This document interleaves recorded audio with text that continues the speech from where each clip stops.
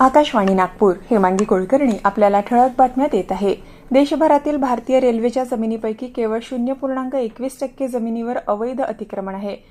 अनेक शहरी भागांमध्ये ही एक गंभीर चिंतेची बाब असून मानवतावादी दृष्टिकोनातून त्यावर तोडगा काढला जात आहे, असं रेल्वे मंत्री अश्विनी वैष्णव यांनी आज राज्यसभेत प्रश्नोत्तराच्या तासात सांगितलं।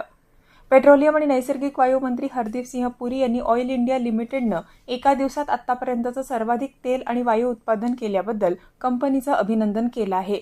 ऑइल इंडिया लिमिटेडनं परवा गुरुवारी 1,47,159 बॅरल तेलाचं उत्पादन करून नवा विक्रम प्रस्थापित केला।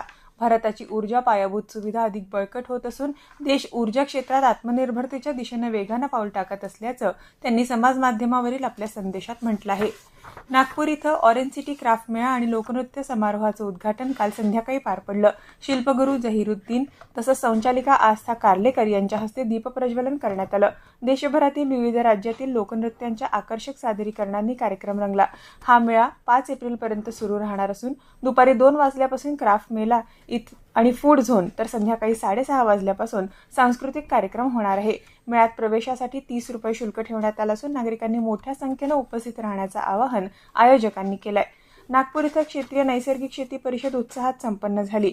भारत सरकारच्या कृषी आणि शेतकरी कल्याण मंत्रालयाअंतर्गत या परिषदेत शेतकरी, तज्ज्ञ आणि अधिकाऱ्यांचा मोठा सहभाग होता। परिषदेत नैसर्गिक शेतीचे फायदे, खर्चात बचत, मातीची सुपीकता वाढवणं आणि पर्यावरण संरक्षण यावर मार्गदर्शन करण्यात आलं।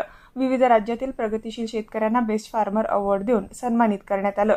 जम्मू काश्मीर आणि लडाख यांना जोडणाऱ्या राष्ट्रीय महामार्गाजवळ जोजिलाजवळ आज झालेल्या हिमस्खलनात 7 जणांचा मृत्यू झाला असून अनेक जण जखमी झाले आहेत। उंच भागातून जात असलेल्या वाहनांवर अचानक मोठ्या प्रमाणात बर्फ कोसळल्यानं अनेक वाहनं त्यात अडकली। घटनेनंतर तात्काळ विविध यंत्रणांकडून बचाव कार्य सुरू करण्यात आलंय। विदर्भातील भंडारा, गोंदिया, चंद्रपूर आणि गडचिरोली जिल्ह्यात आज वादळी पर्जन्यमानाचा येलो अलर्ट देण्यात आलाय।